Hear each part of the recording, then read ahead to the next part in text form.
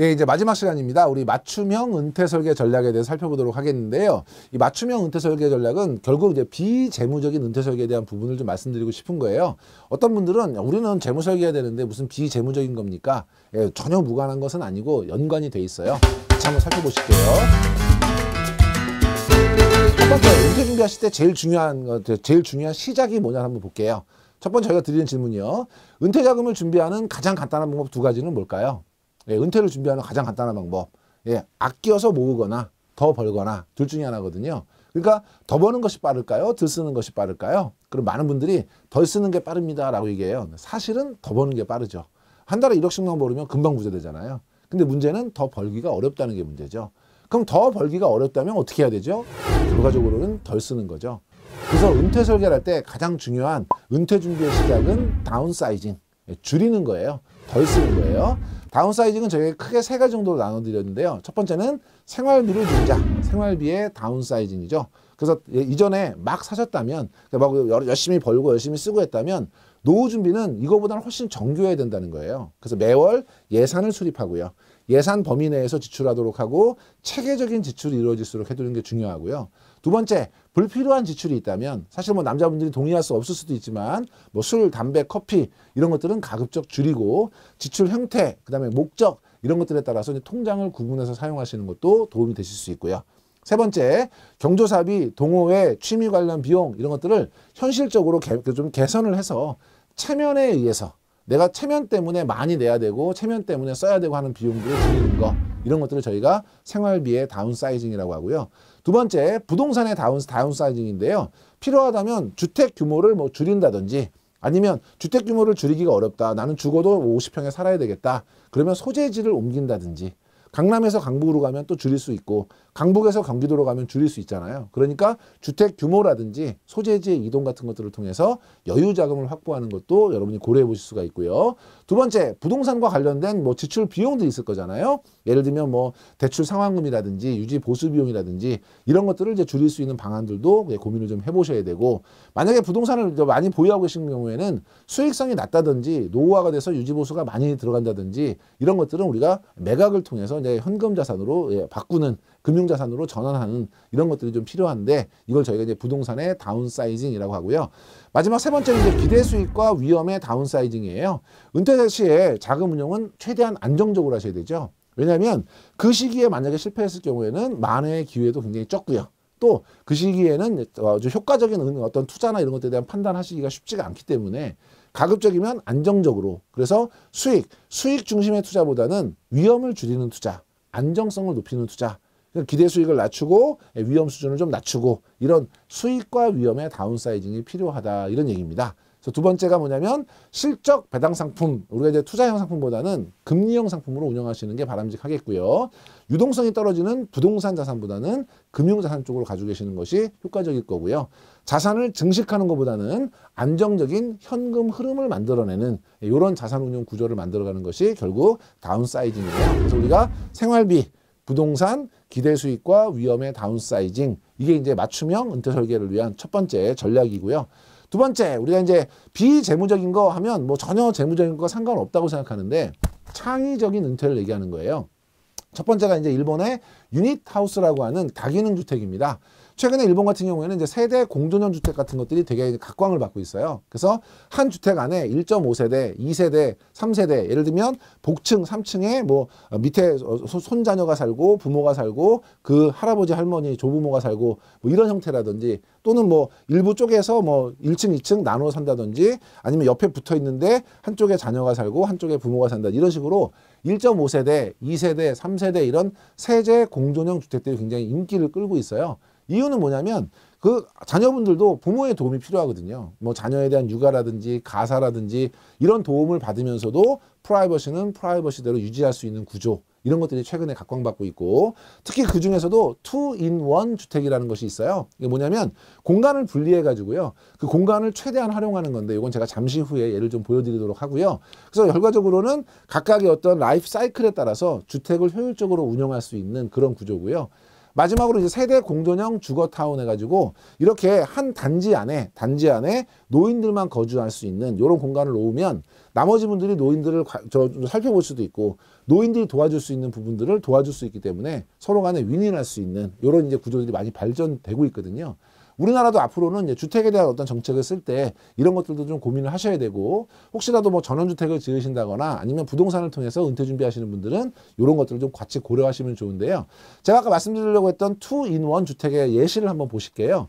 저희 같은 경우는 우리 아이들하고 부모가 같이 살고 싶다. 그러면 제일 최선이 아파트에서 동이나 뭐 층수를 달리해서 한쪽에서는 부모님이 살고 한쪽에서는 자제분이 살고 뭐 이런 거잖아요. 근데 지금 일본 같은 경우에는 이제 유닛 하우스예요. 첫 번째 있는 그림이 신혼기에는 똑같은 아파트인데요. 똑같은 주택인데 구분이 되어 있는 거예요. 공간이. 그래서 현관이 밖에 독립적으로 있고 안에서 연결도 될 수 있도록 돼 있어요. 근데 처음에 집을 살 때 뭐 주택담보대출을 받는다 이러면 부담이 크잖아요. 그러니까 왼쪽에 작은 공간을 임대를 주는 거예요. 그러면 처음에 주택을 구입하는 입장에서는 큰 공간이 필요 없으니까 지금 이제 노랗게 보이는 공간에서 본인들이 생활하시고 작은 공간을 임대를 줌으로 인해서 그 임대 수입을 가지고 대출 이자나 이런 것들을 갚을 수 있도록 이렇게 설계가 된 거고 이게 사시다가 자제분들이 커지게 되면 자제분들도 공간이 필요하잖아요. 그럼 왼쪽에 조그만 공간에 계신 분들을 이사를 시키고 자제분들이 그 조그만 공간을 쓰는 거죠. 그러면 그 전체 공간을 한 가족이 쓰는 거고요. 근데 자제분들이 막 출가하고 나면 노인 두 분이 큰 공간을 쓸 필요가 없잖아요. 이럴 때는 노인분들이 이제 마지막으로 조그만 공간으로 가서 본인들이 생활하시고 큰 공간을 임대를 주면 우리가 주택연금 가입한 것처럼 그 임대료를 마치 제가 뭐 대출이라든지 뭐 연금이라든지 임대 수익을 얻는 것처럼 안정적인 현금으로 활용할 수 있기 때문에 연금을 좀 보완할 수 있는 그런 구조죠. 그러니까 똑같은 집이지만 이렇게 공간을 분리함으로 인해서 한 집에 두 세대가 사는 거예요. 이거를 꼭 뭐 자녀와 부모가 아니더라도 어떤 분이 사셔서 처음에는 임대 줘서 대출에 대한 부담을 좀 줄이고 아이들이 크면 내가 다 쓰고 나중에 연세가 드시면 좁은 공간으로 이동하면서 임대 수익으로 노후 생활 자금을 마련하고 뭐 이런 식으로 이제 운영할 수 있는 그러니까 사실은 이것도 굉장히 창의적인 어떤 노후 준비 방법이에요. 저희보다 고령화가 좀 빨리 진행된 그런 나라이기 때문에 이런 것들에 대한 대비가 필요하고 이런 것들을 만약에 하고 싶다 그러면 어떻게 해야 돼요? 젊었을 때 이런 것들을 구상하고 이런 것들에 대한 자금을 마련하고 해야 되는 거죠. 그러니까 궁극적으로는 아무 생각 없이 집 두 개 사는 것보다는 이렇게 미리 계산하면서 만약에 이제 준비하시게 되면 훨씬 효율적인 준비가 될 것이고 이런 효율적인 준비를 위해서는 자금이 필요하니까 역시 재무적으로 미리미리 준비할 수 있는 재무적인 은퇴 설계하고 연결할 수 있는 그런 구조가 만들어지는 거죠. 대신에 여러분이 단순하게 재무적인 것뿐만 아니라 좀 멀리 미래에 있는 이런 비재무적인 완성된 모습 이런 것들을 고객들한테 보여주는 것 이것도 굉장히 의미가 있는 그런 이제 작업이고요. 두 번째로 이제 글로리아 허브 리조트라고 지금 현재 강원도 횡성에서 허브 리조트를 운영하고 계신 분이 있으세요. 이분은 이제 중소기업 사장님이세요. 근데 이제 부인이 조금 몸이 안 좋으셔서 전원 생활을 해야 되겠다라고 이제 마음을 먹으셨는데 이분이 뭐 횡성에 뭐 연고가 있거나 이런 분이 아니에요. 예, 지금 이제 귀농을 하기 위해서 그 15년 정도를 이제 귀농 준비를 하셨어요. 그래서 이분은 꾸준히 어떤 뭐 귀농에 대한 어떤 학교 같은 거 있잖아요. 뭐 귀농 뭐 이렇게 학교라든지 뭐 귀농 뭐 어떤 체험이라든지 이런 것들을 꾸준하게 하신 거예요. 예, 귀농 학교를 3번이나 졸업하셨어요. 그리고 전국을 다니면서 내가 어디로 귀농하면 좋을지를 선택하신 거예요. 그 귀농지가 이제 횡성으로 선택이 된 건데 횡성에서 귀농하시는 분이 많이 있고요. 횡성에 지금 살고 계신 분도 많으세요. 횡성하면 뭐 떠오르세요? 첫째 한우가 떠오르고요. 두 번째 고랭지 채소, 감자, 옥수수. 대부분의 분들이 이런 농사를 하고 사세요. 근데 이분은 횡성에 가서 뭘 하면 좋을까? 횡성의 기후하고 맞춰서 내가 조금 더 색다르게 아무래도 중소기업 CEO 출신이다 보니까 사업 수완이 좀 있었던 것 같아요. 허브를 하자. 우리나라에서 가장 많은 종류의 허브를 좀 심어보자. 그래서 허브에 대한 연구를 하시고 15년 동안 그 횡성에 있는 농지들을 이제 매입을 하기 시작합니다. 매입을 하셔가지고 지금 이제 보이시는 그림 같은 경우에는 예, 나중에 완성된 모습에 대한 예상도고요. 지금은 이제 펜션이 한 두 채 정도 있으시고요. 두 동 정도 있으시고 허브 농장이 있어서 우리 아이들 가서 허브 체험도 하시고 이렇게 해서 좀 규모가 꽤 큰 굉장히 유명한 이제 허브 농장인데요.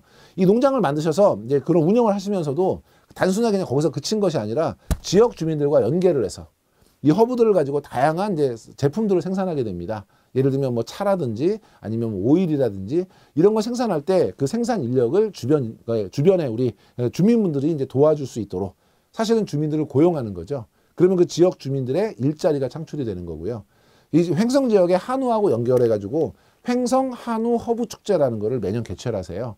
그러니까 이분이 외지에서 오셨지만 실제로 지역 주민들의 일자리 창출이나 경제 생활에 도움이 되기 때문에 굉장히 끈끈한 유대 관계를 갖고 있는 거죠.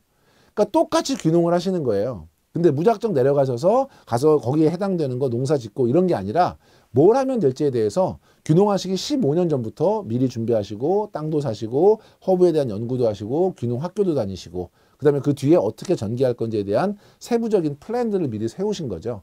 그리고 물론 당연히 자금에 대한 준비도 하셨을 거고.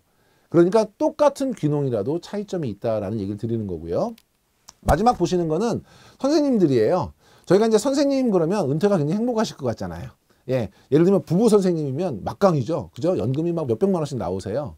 그러면 그분들이 행복할까요? 예, 그분들도 역시 무이고 고독고가 있으세요. 선생님들도 하루 세끼 집에서 식사하셔야 되고 그러면 뭐 요즘에 우리 뭐 삼식이 뭐 땡땡하고 뭐 욕도 하고 막 이러잖아요. 그러니까 만약에 선생님이라서 연금이 풍족하게 나오더라도 노후를 행복하게 보내는 것과 그렇지 않은 건 차이가 있는 거예요. 돈만 준비된다고 되는 것은 아니거든요. 이분들은 어떻게 된 거냐면 5쌍이 친목계를 묶으신 거예요. 묶으시고 전국을 돌아다니면서 나중에 우리 늙어서 살 곳을 한번 찾아보자. 그래서 이분들이 찾은 곳이 진천이라는 곳이에요. 충북 진천. 이분들이 찾은 다음에 서울에 근무하시는 분들이었는데 전부 다 충청북도로 전배 신청을 내신 거죠. 그러니까 서울에 있는 선생님이 충청도로 가는 경우는 많지 않기 때문에 다행히 이분들이 근처로 다 전배가 되신 거예요. 그리고 그 상태에서 5년에서 길게는 10년 정도를 그 지역에서 선생님으로 근무하신 거예요. 우리가 외지에서 갑자기 와가지고 뻔지르르하게 전원주택 짓고 살고 있으면 주변 분들하고 융화가 안 되거든요. 근데 그 지역에서 5년에서 10년 정도 선생님을 하셨으니까 아이고 우리 선생님 했던 분들이 은퇴하시고 서울로 안 가시고 우리 동네에 사시는 거예요. 그럼 우리 동네에 살게 되면 그분들이 만약에 모내기를 한다, 밭일을 한다, 다 들어가서 도와주시지 않겠어요? 그러니까 이분들이 서울 사시는 분들이니까 서울에 있는 주택 처분하시고 그걸로 전배지에 가셔서 주택 사시고 남는 자금으로 전원주택을 지으신 거예요.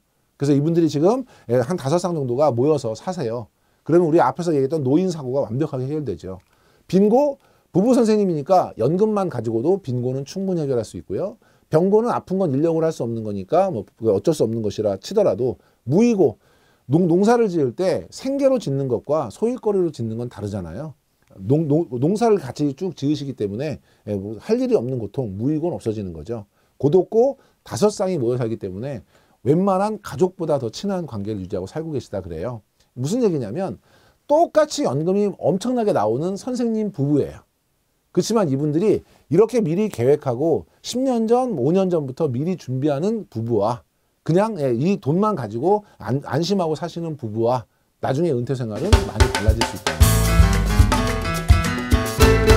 이런 비재무적인 은퇴 설계를 그려줘야 마스터 플랜이 보여야 그걸 하기 위해서 내가 어떻게 해야 된다는 계획이 세워지고 그 계획 안에서 뭐가 생겨요? 재무적인 어떤 필요 자금 이런 것들이 생기죠. 그러니까 저희가 단순하게 연금 많이 드셔야 돼요 뿐만 아니라 이런 비재무적인 것들에 대해서 관심을 가지시면 고객분들에게 효율적인 은퇴를 설계할 수 있도록 도와주는데 많은 도움이 되시지 않을까 싶습니다. 지금까지 들어주셔서 고맙습니다.